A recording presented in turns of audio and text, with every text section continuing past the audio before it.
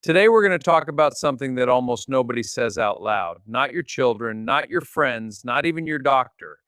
There are certain habits, quiet habits, that can slowly, invisibly push the people you love most away from you. I know what it feels like to get older in a world that seems to be moving on without you. The body slows down, old friends pass away, children get busy, grandchildren grow up and into their own lives. And somewhere in all of that, you might start to feel left behind. That feeling is real. It is not weakness. It is not self pity. It is one of the most human things there is.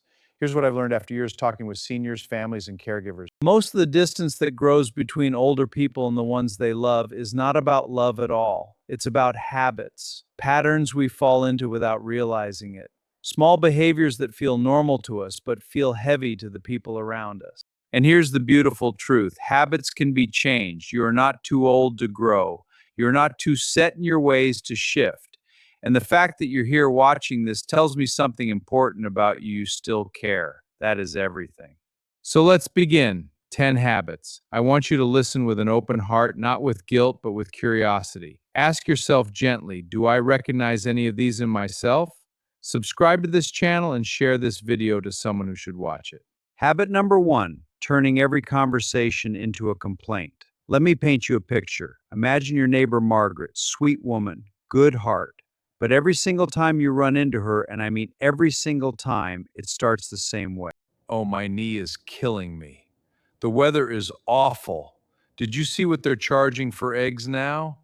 And do you look forward to seeing Margaret? Probably not. And here's the painful part: Margaret doesn't know she's doing it. She's not trying to be negative. She's tired. She's hurting. She's just trying to connect. But the way she's connecting is quietly pushing people away. When every conversation is weighted with what's wrong, what hurts, what's unfair, people begin to protect themselves. Not because they don't care about you, but because being around constant negativity is exhausting, even for family, even for the people who love you most. Here's what to try today. Before your next conversation, think of one small thing that brought you even a little joy. A bird you saw this morning, a song that came on the radio, a memory that made you smile. Lead with that, just one small thing, and watch how the whole energy shifts. Habit number 2, using illness as the main topic of conversation. Now, this one is delicate, so please hear me with love. When you've lived long enough, the body has a lot to say. Joints ache, blood pressure numbers go up and down, medications multiply, sleep gets harder, I understand. These things are real and they matter. But here's something worth considering.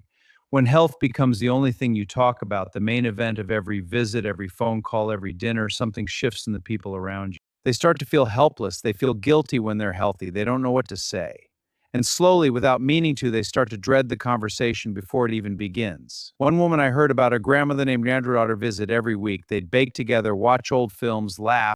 Then Evelyn had some health scares, which is completely understandable. But after that, every visit became a medical briefing: medications, symptoms, new diagnoses. The granddaughter still loved her, but she started making excuses: shorter visits than monthly, than holidays only. Evelyn wasn't wrong to share, but she had forgotten to also share herself, her thoughts, her memories, her sense of humor, her wisdom about life. You are so much more than your body. Let the people who love you see all of you. Try this today. In your next conversation, for every health update you share, balance it with something else: a question about their life, a story from your past, something that reminds them why they love talking to you. Habit number 3, giving opinions that nobody asked for. You have lived. You have seen things, you have made mistakes and learned from them. Your wisdom is real and it is valuable. But, and I say this with great respect, wisdom offered when no one asked for it feels like criticism. A man named Harold, 74 years old, sharp as a tack, meant well in every way, spent years correcting his daughter's parenting, how she fed the kids screen time. He thought he was helping. She experienced it as judgment, as if nothing she did was ever quite right. By the time Harold realized what was happening, the distance between them had grown wide. Here's the shift. Instead of giving answers, try asking questions. How are you feeling about that decision, or what do you think you'll do? Those questions say, I trust you, I believe in you, I'm here to listen, not to fix. That is love in its highest form. Habit number 4, refusing to adapt, even in small ways. I want to be clear about something. You do not need to be on TikTok. You do not need to understand cryptocurrency. You do not need to keep up with every new gadget or app or trend. But refusing to engage with any of the new world, that slowly builds a wall between you and the people you love most. When grandchildren want to show you something on their phone and you wave your hand and say, I don't understand these things, what they hear, even if you don't mean it, is, I'm not interested in your world. And over time, they stop trying to share it with you. Today, ask someone to show you just one new thing, one, not 10, just one, a video call, a voice message, a photograph sent by phone. Habit number 5, waiting to be called instead of reaching out first. This one is quiet. It hides behind pride or dignity. Here's the hard truth. The people who love you are busy, not too busy to care, but too busy to remember to reach out as often as they should. Life moves fast when you're in the middle of it: work, children, bills, obligations. The days blur together, and so the phone sits silent. And you wait, and the waiting turns to hurt, and the hurt turns to the feeling that nobody cares. Waiting for others to come to you puts all the power outside yourself.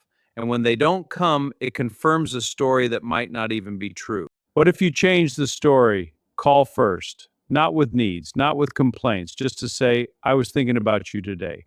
5 words, that's all it takes. Those 5 words will mean more to your child, your grandchild, your old friend than you will ever know. Now, this video is split into 2 parts, and I will be sharing the remaining 5 ugly characters in my next video, so do well to subscribe and turn on the notification button so you will be first to be notified once I drop it.